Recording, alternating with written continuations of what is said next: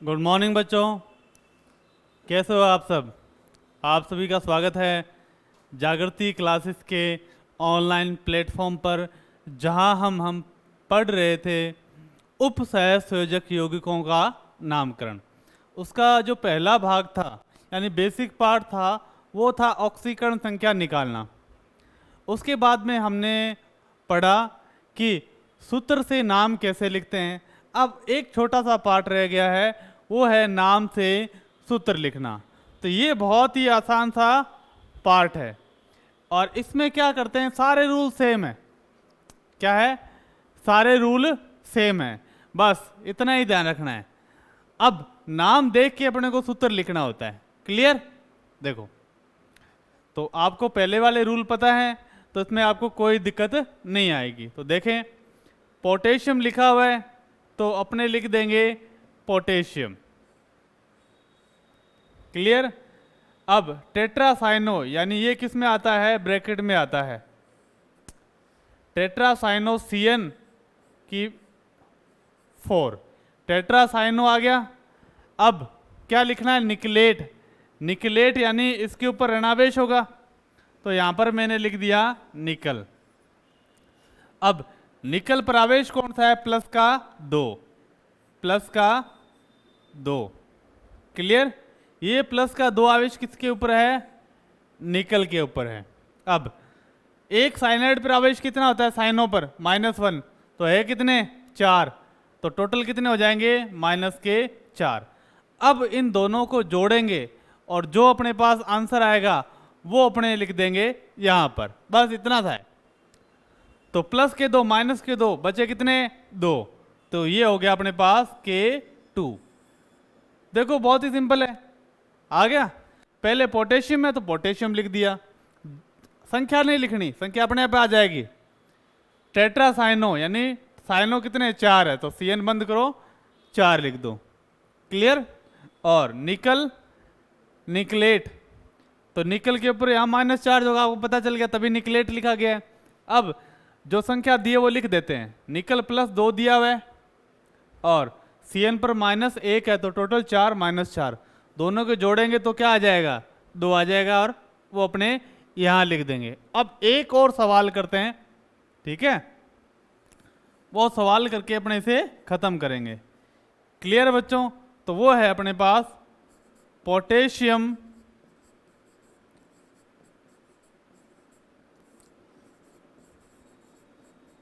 Hexacyano ferret third. Clear? अब अपने को कुछ नहीं करना, जैसे दिया वैसे लिख देंगे। क्लियर? पोटेशियम दिया तो K लिख दिया, हेक्सासाइनो तो ब्रैकेट बनाया, CN कितने हैं? 6, फेरेट यानी यहां पर लिख दिया आयरन। क्लियर बच्चों? अब अपने को जोड़ देंगे। Fe पर आवेश कितना है? प्लस का 3। साइनाइड पर आवेश कितना होता है? साइनो पर -1 है, कितने? 6, तो कितने हो जाएंगे? -6। कितने बचे? -6 प्लस के 3, 3 बच गए, तो यहां लिख देंगे अपने पास 3। ये आ गया अपना आंसर। बहुत आसान है, कोई भी दिक्कत वाली बात नहीं है, तरीके से। ठीक है, अब ये हो गया टॉपिक अपने पास कंप्लीट, उप सह संयोजक यौगिकों का नामकरण। कैसे भी सवाल हो आप इस तरीके से बहुत इजीली कर पाओगे। अब नेक्स्ट अपने जो थ्योरी पढ़ते हैं वो है VBT। वो है VBT, उसका नाम है संयोजकता बंध सिद्धांत। संयोजकता बंध सिद्धांत बहुत ही बढ़िया टॉपिक है ये सिद्धांत। ठीक है, इसे बोलते हैं VBT। VBT के अनुसार बच्चों क्या होता है? ये सिद्धांत कहता है कि धातु और लिगेंड के मध्य, धातु और लिगेंड यानी मेटल और लिगेंड के मध्य जो बंध होता है वो क्या होता है? पूर्णतः उप सहसंयोजक नहीं होता, वो क्या होता है, सहसंयोजक प्रकृति का होता है। तो इसमें लिखेंगे अपने कि इस सिद्धांत के अनुसार इस सिद्धांत के अनुसार धातु व लिगैंड के मध्य बना बंध पूर्णतया सहसंयोजक होता है।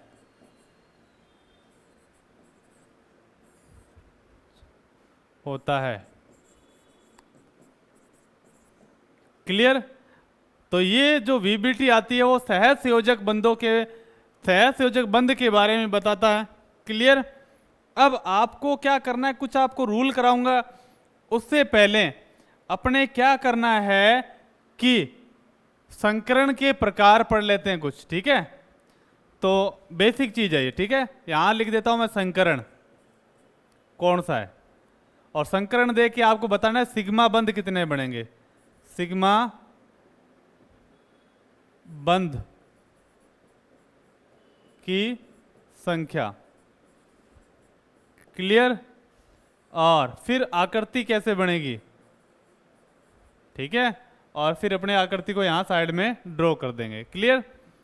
संकरण है जो अपने पास, पहला संकरण है sp3d, sp3d। तो सिग्मा बंध कितने बनेंगे, एक, p के 3 और s के 1, टोटल कितने हो गए, 3 4 5 हो गए सिग्मा बंधों की संख्या। अब आपको बतानी है sp3d। ठीक है, sp3d से पहले अपने कर लेते हैं sp3 कर लेते हैं एक बार। ठीक है बच्चों, तो आसान से ताकि अपने पास टॉपिक बढ़िया हो जाए। ठीक है, sp3 में सिग्मा बंध कितने हो गए, p के 3 s के 1, तो टोटल कितने हैं, 4। आकृति कैसी होती है sp3 में, चतुष्फलकीय, फलकीय। क्लियर? चतुष्फलकीय आकृति ऐसी होती है, देखो मेटल है, एक यहां पर, एक यहां पर, एक यहां पर, ये लिगैंड, एक लिगैंड यहां पर, तो ये आकृति है चतुष्फलकीय आकृति। क्लियर? इसमें 4 फलक बनते हैं, इसलिए इसे बोलते हैं चतुष्फलकीय आकृति।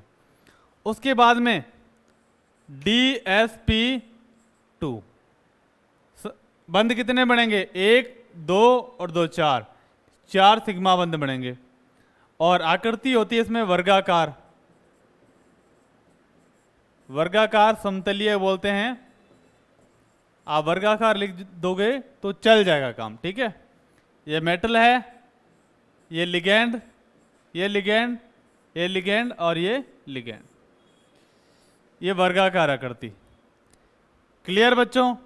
ठीक है, अब देखो तीसरा जो अपने पास संकरण है, और वो संकरण है अपने पास sp3d2, sp3d2। अब आप बताओ सिग्मा बंध कितने हैं, 2 3 5 और 6 सिग्मा बंध बनेंगे। आकृति क्या होगी, वर्गाकार द्विपिरामिडीय, पिरामिडीय, या जिसे बोलते हैं अष्टफलकीय।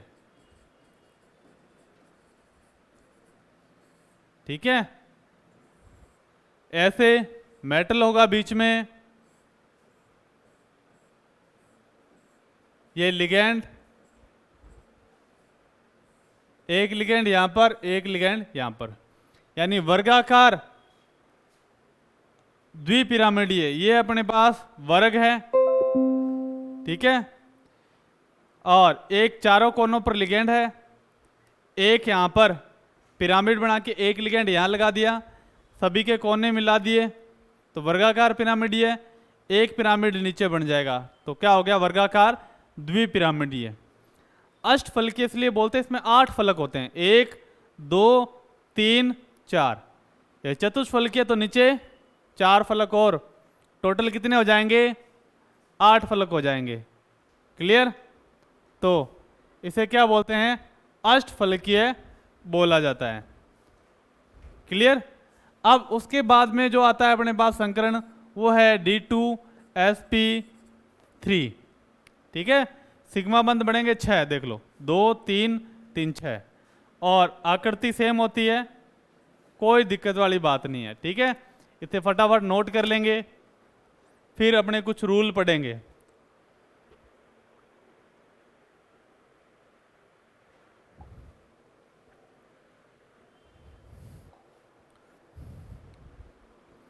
करें बच्चों स्टार्ट?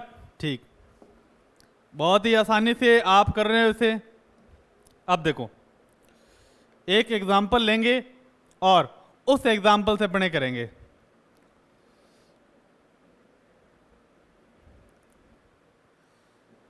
हाँ, रूल, वीबीटी के नियम। पहले 2-3 आपको एग्जाम्पल कराता हूं अच्छे अच्छे। ठीक, एग्जाम्पल करेंगे तो वो करेंगे, नियम करेंगे तो वो करेंगे एग्जाम्पल से। एग्जाम्पल अपने पास सबसे पहले FeH2O होल 6 ऊपर +3। क्लियर? इसका नाम बताओ क्या होगा? हेक्सा एक्वा, ऊपर प्लस चार्ज है, फेरम थर्ड आयन, यही होगा। ठीक है, पहला नियम क्या करना है? पहले नियम में अपने को लिखना है सबसे पहले धातु का इलेक्ट्रॉनिक विन्यास लिखते हैं। सबसे पहले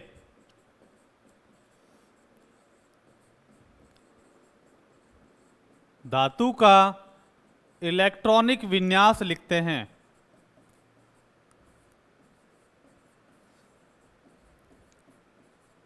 ठीक है, धातु कौन सी अपने पास? आयरन। क्या होता है इसका? 3d6 4s2। बहुत ही आसान है, हाँ, कोई दिक्कत आएगी नहीं आपको।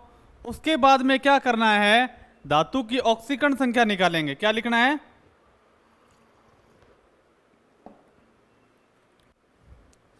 देन उसके बाद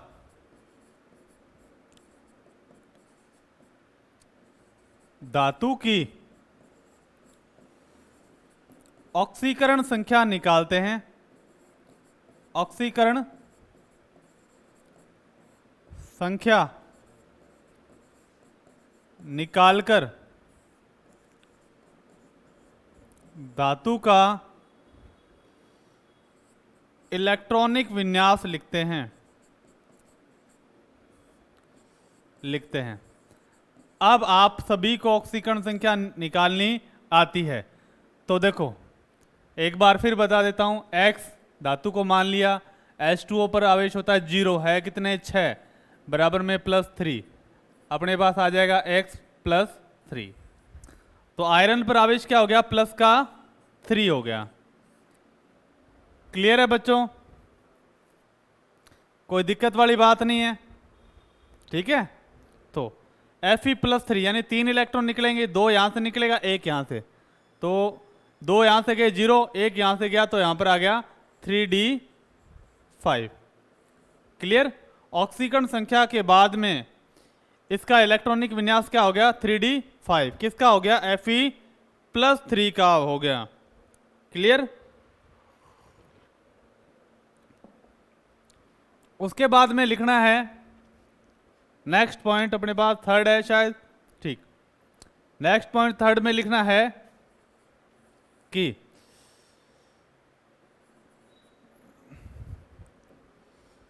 इलेक्ट्रॉनिक विन्यास लिखने के बाद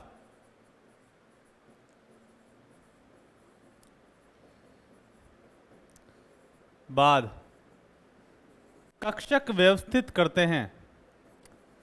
व्यवस्थित करते हैं यानी जचाते हैं, और वो ऑर्डर याद रखना आपको, D S P और D, DSPD। क्लियर है? ठीक। और ये मैंने अरेंज कर दिए, 5 होते हैं। ये अंदर वाला होता है यानी n-1d बोलते हैं इसे, ठीक है ना, मैंने आपको बताया हुआ है। ये है बाहर वाला जिसे बोलते हैं n, अंदर वाला n-1 और अंदर वाला n-2, ऐसे होता है ना। आपने कहाँ पढ़ा ये? आपको पता होगा, डी ब्लॉक में पढ़ चुके हैं, सॉलिड में भी ये पढ़ चुके हैं। क्लियर? उसके बाद क्या लिखना है? s लिखना है, NS। फिर क्या लिखना है? NP लिखना है, NP, 3 NP में। उसके बाद ND, थोड़ा सा स्पेस ज़्यादा ले रहा है इसलिए अपने ढंग से लिख देंगे, ठीक है। NS, NP, फिर ND, D होता है बाहर वाला, ND, 5 है। क्लियर? तो अपने कक्षक व्यवस्थित कर दिए। क्लियर? उसके बाद में क्या होता है, नेक्स्ट रूल लिखना है कि जितने सिग्मा बंद है उतने रिक्त कक्षक छांटने हैं। कब? इलेक्ट्रॉन भरने के बाद में। तो लिखेंगे वो रूल यह है कि इलेक्ट्रॉन भरने के बाद जितने सिग्मा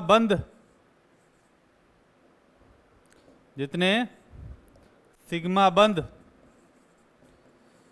बनाने हैं उतने खाली कक्षक छांटते हैं, चुनते हैं, ठीक है, चुनते हैं। अब देखो 6 लिगेंड है और H2O क्या होता है? एक दंतुक लिगेंड है, ये एक ही दाता परमाणु होता है इसके पास, पढ़ चुके हैं अपने दंतुकता में, ठीक है। तो क्या होगा? एक ही सिग्मा बंद बनाएगा। अब इलेक्ट्रॉन भर लेते हैं Fe3 में, कितने? 3d5, 5 इलेक्ट्रॉन भरे जाएंगे। तो 5 इलेक्ट्रॉन कैसे भरे जाएंगे? एक एक करके भरे जाएंगे। Fe+3 का इलेक्ट्रॉनिक विन्यास क्या था? 3d5। तो 1 2 3 4 5। अब इलेक्ट्रॉन भरने के बाद में जितने सिग्मा बंद बनाने उतने खाली कक्षक छांट लेते हैं। बनाने कितने? 6। खाली कक्षक कितने छांटेंगे? 6। 1 2 3 4 5 6। और सभी में क्या? एक H2O बंद बना लेगा इसमें, एक H2O सिग्मा बंद बनाया, एक H2O यहाँ पर, H2O H2O और H2O। तो टोटल देखते हैं कितने हो जाते हैं अपने पास। तो देखेंगे तो हो जाता है ये sp3d2। क्या हो गया? sp3d2 संकरण। बहुत आसान है। तो इस तरह से संकरण का पता आसानी से लगा सकते हैं। क्लियर? तो संकरण कौन सा है? sp3d2। और sp3d2 में आकृति कौन सी होती है? बताओ बच्चों, वर्गाकार द्विपिरामिडीय। तो अपने आकृति बना देंगे। एक बार दोबारा 2-3 क्वेश्चन अपने और करेंगे तो आपके ये कंठस्थ हो जाएगा, मैं भी कराऊंगा, ठीक है। तो आकृति अपने बना देते हैं। Fe H2O H2O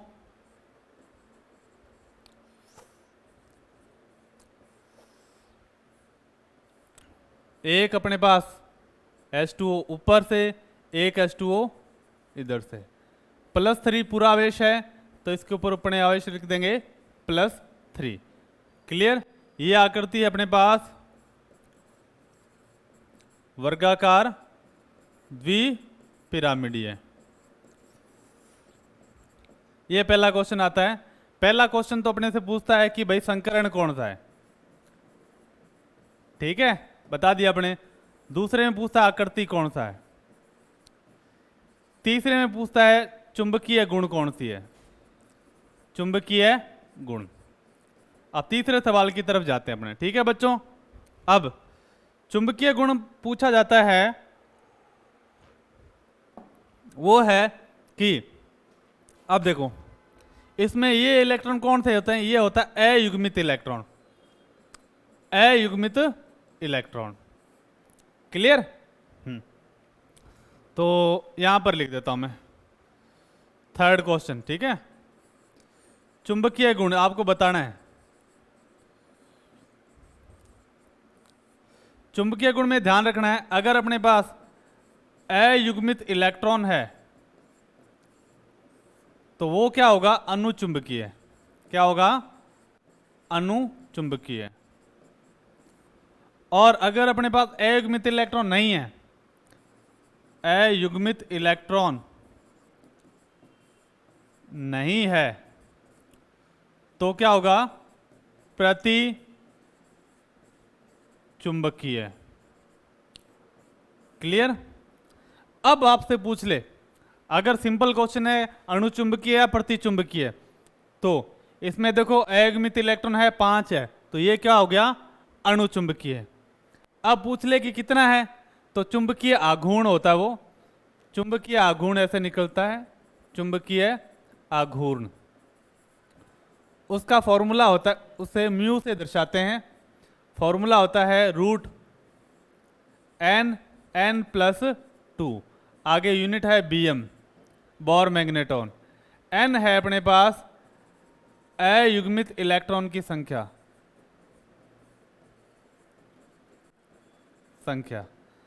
n का मान देखो कितने हैं, 1 2 3 4 5, तो अयुग्मित इलेक्ट्रॉन कितने हो गए अपने पास? 5, तो रूट में आ गया अपने पास 5, 5 + 2, बीएम आगे लग जाएगा, 5 और 2 7, यानी रूट 35 बीएम। तो ये चुंबकीय आघूर्ण का मान कितना आ गया? रूट 35 बीएम। बहुत आसान है, तो आसानी से आप बता सकते हो। अगर आपसे पूछे अणुचुंबकीय प्रतिचुंबकीय, तो आप बता दोगे अणुचुंबकीय है क्योंकि इसमें अयुग्मित इलेक्ट्रॉन है। अगर चुंबकीय आघूर्ण पूछें तो अपने इस फॉर्मूले से निकाल देंगे। और ज्यादातर क्वेश्चन क्या आता है, 1 नंबर का क्वेश्चन आता है वो डी ब्लॉक में से आता है चुंबकीय आघूर्ण का।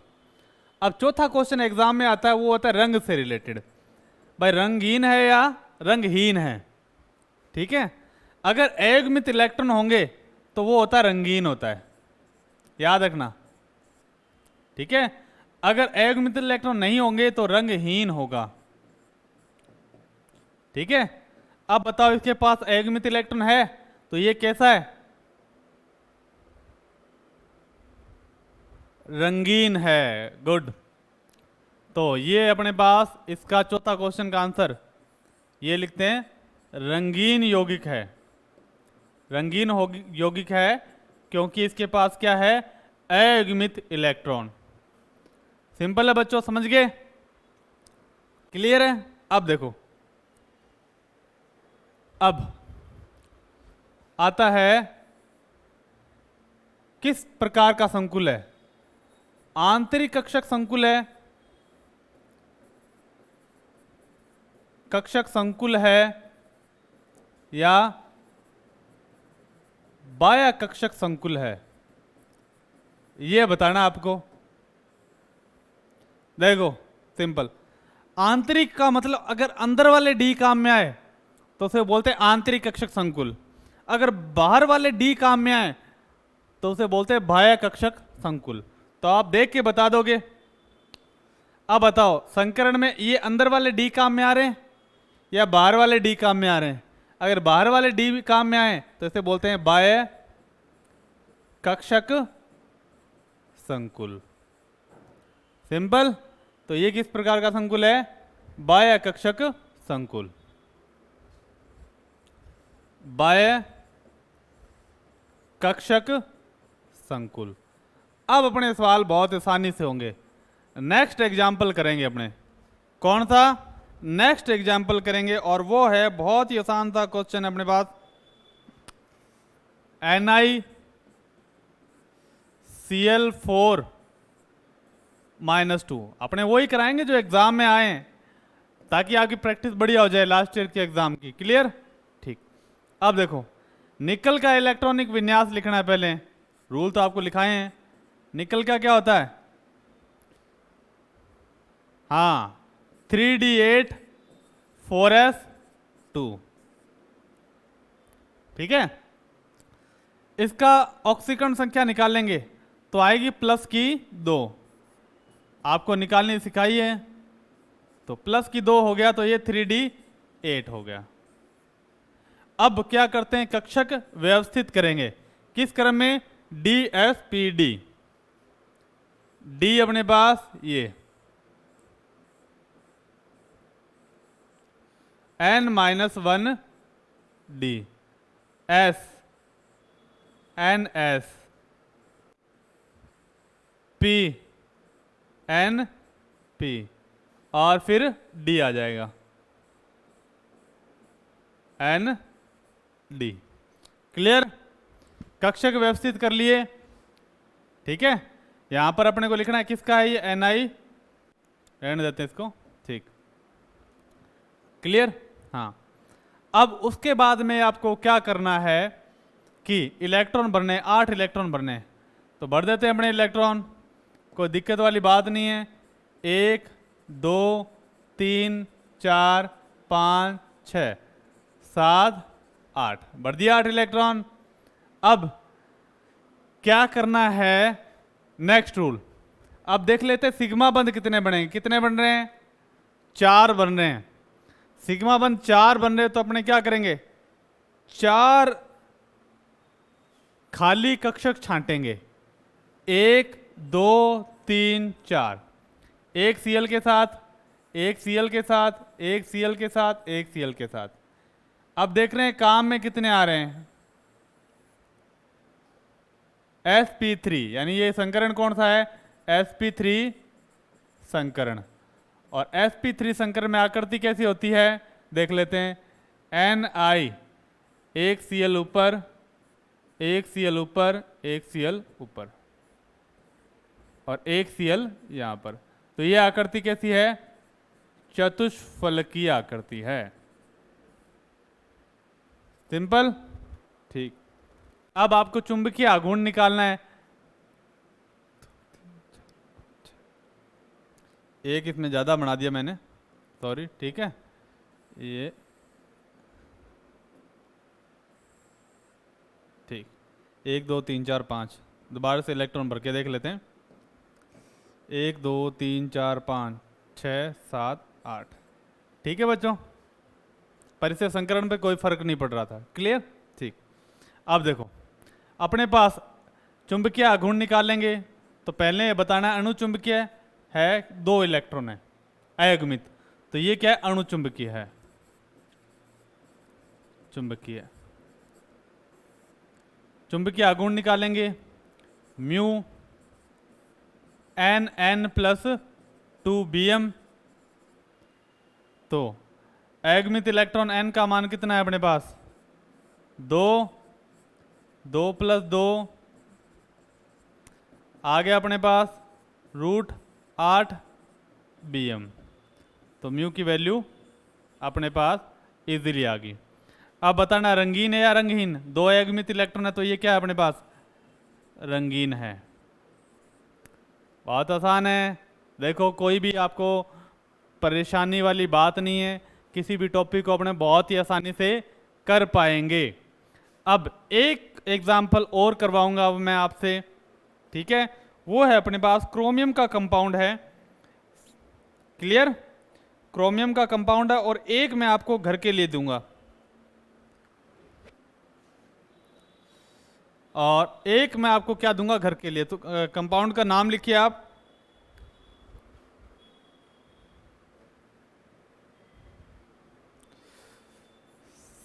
Cr NH3 +3। सबसे पहले क्रोमियम का इलेक्ट्रॉनिक विन्यास कितना है, 3d5 4s2। उसके बाद में ऑक्सीकरण संख्या निकालेंगे, Cr +3, तो कितना रह जाएगा, 3 गए इसमें से, तो 3d4, सॉरी यहाँ पर 1 आएगा 1, तो यहाँ रह जाएगा अपने पास 3d3। क्रोमियम का इलेक्ट्रॉनिक विन्यास 3d5 होता है। जैसे ही +3 ऑक्सीकरण अवस्था आएगी तो इसमें से 3 इलेक्ट्रॉन बाहर निकल जाएंगे, एक यहाँ से 2 यहाँ से। अब कक्षक व्यवस्थित करेंगे Cr+3 के लिए। पहले D n-1d, ये बाहर वाला नहीं अंदर वाला D है, फिर Ns, फिर Np, फिर अपने पास Nd। क्लियर? इलेक्ट्रॉन भरेंगे 3 है, 1 2 3 इलेक्ट्रॉन भरने के बाद में जितने सिग्मा बंद बनाने उतने खाली कक्षक छांट लेंगे। सिग्मा बंद कितने हैं? 6, तो 6 छांट लेंगे, 1 2 3 4 5 6। NH3 NH3 NH3 NH3 NH3 NH3। अब आपको देखना है कितने कक्षक अपने काम में आ रहे हैं। तो देखें, 2 D वाले काम आ रहे हैं, अंदर वाले D2, एक S काम में आ रहा है और 3 P काम में आ रहे हैं, D2sp3। अब D2sp3 है यानी अंदर वाले D काम में आते हैं, इसलिए इसे क्या बोलते हैं? आंतरिक कक्षक संकुल। आंतरिक कक्षक संकुल। क्लियर? कोई दिक्कत नहीं है। ऐसे क्या बोलेंगे? आंतरिक कक्षक संकुल। ठीक है। अब आकृति बना लेंगे। आकृति अपने पास क्या होती है? Cr, ठीक, एक NH3 यहां पर, एक NH3 यहां पर, एक NH3 यहां पर और एक NH3 यहां पर, एक ऊपर एक यहां पर, और ऊपर क्या प्लस चार्ज, प्लस का 3। नाम लिखना है इसका वर्गाकार द्विपिरामिडीय। क्या नाम है? वर्गाकार द्विपिरामिडीय। अब बताओ रंगीन होगा या रंगहीन होगा? रंगीन होगा। क्यों? क्योंकि इसके पास अयगमित इलेक्ट्रॉन है। अब बताओ अणु चुंबकीय होगा या प्रतिचुंबकीय? अणु चुंबकीय है, क्योंकि इसके पास क्या है? अयगमित इलेक्ट्रॉन है। चुंबकीय आघूर्ण कितना आएगा? म्यू का मान बताओ। एन का मान कितना आएगा ये बताओ? 3। तो अपने पास ये आ जाएगा 3 3 + 2 Bm।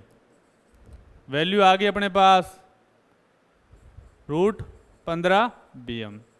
बहुत ही आसान है। देखो बच्चों, तो इस तरह से अपने किसी भी यौगिक के बारे में आसानी से जानकारी प्राप्त कर लेते हैं। बस आपको छोटे छोटे रूल पता होने चाहिए। अब आपको मैं एक एग्जांपल खुद दे रहा हूं घर के लिए। ठीक है, COF6, ठीक है, F6 की होल -3। ये एग्जाम्पल आपको करना है। इसमें आपको बताना है कि भाई संकरण कौन सा है, आकृति कौन सी है, थर्ड है अपने पास रंग बताना है कौन सा, फोर्थ है अपने पास चुंबकीय गुण बताना है। ठीक है, म्यू भी बताना है। और फिफ्थ क्वेश्चन आता है संकुल का प्रकार, यानी संकुल किस प्रकार का है। ठीक है, आंतरिक है या बाह्य चक्रण संकुल है। ये देखो छोटे छोटे क्वेश्चन है। ठीक है, अब कुछ बात आपने करते हैं प्रबल और दुर्बल लिगेंड के बारे में। कुछ बात करते हैं प्रबल लिगेंड और दुर्बल लिगेंड के बारे में। ठीक है, और इस टॉपिक को अपने यहीं खत्म करेंगे। इसका पार्ट 2 करेंगे कल। ठीक है, तो प्रबल क्षेत्र लिगेंड पढ़ के आना कल जरूरी है। प्रबल क्षेत्र लिगेंड, स्ट्रॉन्ग फील्ड लिगेंड, इसके बारे में कहा जाता है कि ये जब लिगेंड आएंगे तो क्या करेंगे, इलेक्ट्रॉनों का युग्मन कर देंगे। क्या कर देंगे, इलेक्ट्रॉनों का युग्मन कर देंगे। ठीक है, कब, तो इसके बारे में लिखा जाता है, तो इसके बारे में लिखेंगे कि वे लिगेंड जिनके कारण बंध बनाने के लिए, वे लिगेंड जिनके कारण बंध बनाने के लिए इलेक्ट्रॉनों का युग्मन हो जाता है, वो क्या कहलाते हैं, प्रबल क्षेत्र लिगेंड कहलाते हैं। ठीक है, एक एग्जांपल से बताऊंगा कौन कौन से याद रखने, Cn माइनस, CO, En और NH3। बस आपको इतने याद रखने हैं कौन कौन से प्रबल लिगेंड है। प्रबल लिगेंड को छोड़कर सारे क्या होंगे, दुर्बल लिगेंड। अब ये क्या होते हैं, मान लो आपके पास 5 इलेक्ट्रॉन पड़े हैं, डी में 5 इलेक्ट्रॉन, ठीक है, और भरने हैं, तो ज्यादातर अपने क्या बढ़ते हैं, एक एक करके बढ़ते हैं, 1 2 3 4 5, क्लियर। पर अगर प्रबल लिगेंड लगा हुआ है यौगिक के साथ में तो ऐसे नहीं भरे जाएंगे। ठीक है, कैसे भरे जाएंगे, लिगेंड ऐसे भरे जाएंगे, देखो फिर 1 2 3 यहां तक भरना है, 4 5, क्लियर, ऐसे ही भरने, कोई दिक्कत वाली बात नहीं। ये मैं CFT में बताऊंगा क्योंकि ये सिद्धांत ये नहीं बता पाता ऐसे क्यों भरे, क्लियर। तो अगर प्रबल क्षेत्र लिगेंड हो, कौन से Cn माइनस, CO, En और NH3, तो ये क्या करा देते हैं, इलेक्ट्रॉनों का युग्मन करा देते हैं, जोड़े बना देते हैं। ठीक है, ये क्या है, मीडिएटर का काम करता है, जोड़े बनाने का काम करता है। ठीक है, जोड़ी बनवाता है ये। अब दूसरी बात है वो है दुर्बल क्षेत्र लिगेंड। दुर्बल क्षेत्र लिगेंड,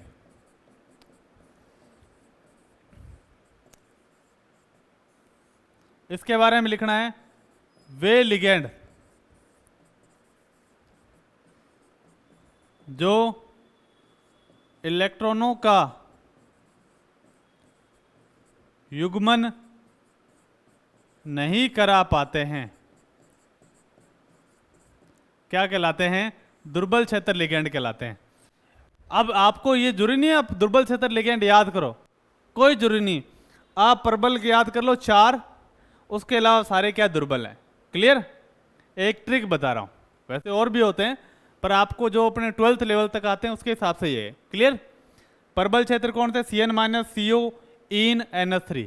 अगर ये आएंगे तो संकरण भी चेंज हो जाएंगे और वो अपने करेंगे VBT की पार्ट 2 वाली क्लास में, जिसमें क्या होता है आपकी VBT अगर मैं एक साथ कराऊंगा तो सारा मिक्स हो जाएगा, थोड़ा अपने को रिलैक्स भी चाहिए ताकि अपने नंबर ज़्यादा आएँ। और नंबर ज़्यादा कब आएंगे, तो जब अपने टेंशन फ्री होके पढ़ेंगे। कल पार्ट 2 पढ़ेंगे जिसमें अपने प्रबल क्षेत्र लिगेंड और दुर्बल क्षेत्र लिगेंड करेंगे। तब तक आपको क्या करना है, जो अपने लास्ट क्वेश्चन करे हैं, कौन थे, जो लास्ट क्वेश्चन करे हैं उनको बढ़िया तरीके से क्या करना है, अपने को पढ़ना है। कल अपने VBT को एकदम खत्म कर देंगे और CFT को स्टार्ट करेंगे, क्लियर। चैप्टर अपना ज़्यादा नहीं रहा, थोड़ा सा रहा है और अच्छे तरीके से करेंगे। तब तक के लिए थैंक यू, और पढ़ते रहिए, रिवीजन करना है बढ़िया, क्लियर। Thank you, bye.